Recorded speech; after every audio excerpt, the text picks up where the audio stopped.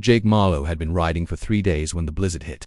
The cattle rancher from Oklahoma had come north to Montana looking for breeding stock, but he'd miscalculated the weather and the distance between towns. Now his truck was buried in a ditch 5 miles back. His phone had no signal, and the temperature was dropping faster than the sun. He'd been stumbling through knee-deep snow for an hour when he saw the light. The cabin stood alone against the mountain, smoke rising from its chimney like a prayer.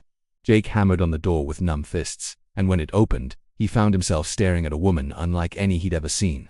She was tall and broad-shouldered, with calloused hands and steel-gray eyes that assessed him like a forest assesses a stranger. Sarah Chen was 42, a wilderness guide who left civilization 8 years ago after her climbing partner and fiancé had fallen to his death on an expedition she led.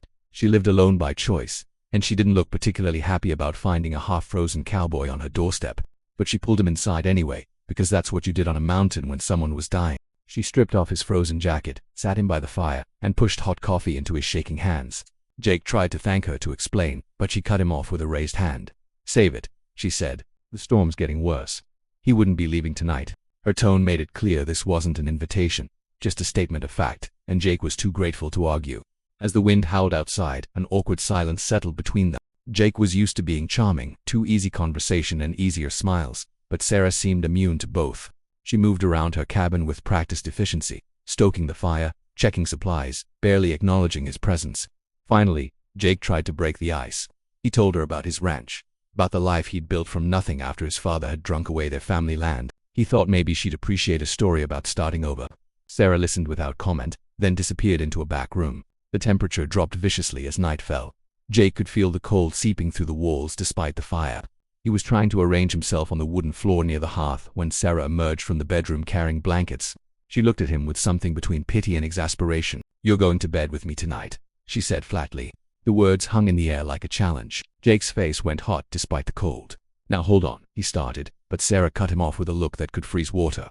"Don't flatter yourself, cowboy. I've got the only bed and it's the only warm place in this cabin when the temperature hits 20 below. We share the bed and the body heat, or you lose fingers and toes to frostbite. Your choice." She said it like she was explaining basic math to a child, then turned and walked into the bedroom without waiting for an answer. Humbled and still shivering, Jake followed.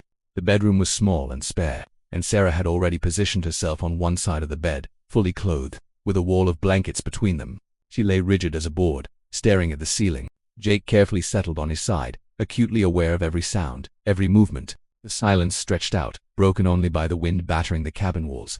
After a long while, Jake spoke quietly into the darkness. He said he was sorry for intruding, for disrupting her solitude. Sarah didn't respond at first, then her voice came low and tired. She said solitude was supposed to be healing, but sometimes it was just another word for hiding. She told him about the accident, about the guilt that had chased her up this mountain, about the 8 years she'd spent punishing herself for a tragedy that wasn't really her fault.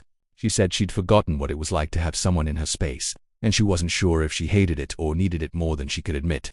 Jake listened, then shared his own truth. He told her about the crushing loneliness of his ranch, how he'd built a successful business but had no one to share it with, how he'd driven all the way to Montana partly for cattle but mostly to escape the emptiness of his own home.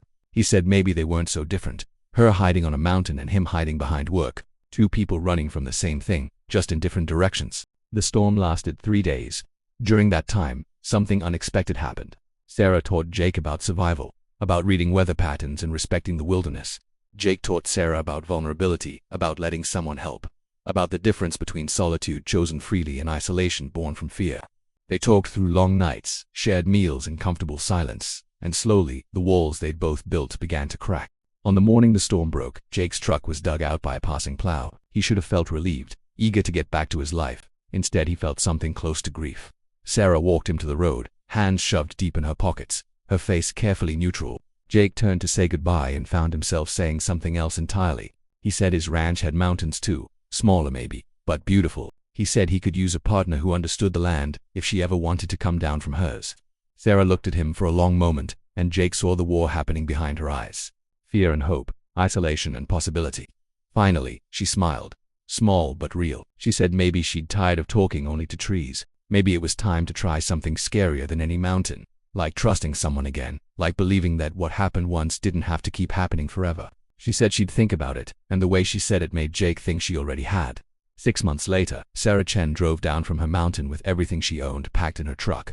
Jake Marlowe met her at his ranch gate with coffee and a nervous smile. They talked every week since the storm, long phone calls that lasted until their batteries died. Now she was here, ready to try something new, something terrifying, something like partnership. The mountain where they'd met still stood tall and distant, snow-capped and eternal. But Sarah wasn't hiding anymore, and Jake wasn't running. They'd found each other in a storm, two lonely people who'd needed someone to tell them it was okay to stop being alone.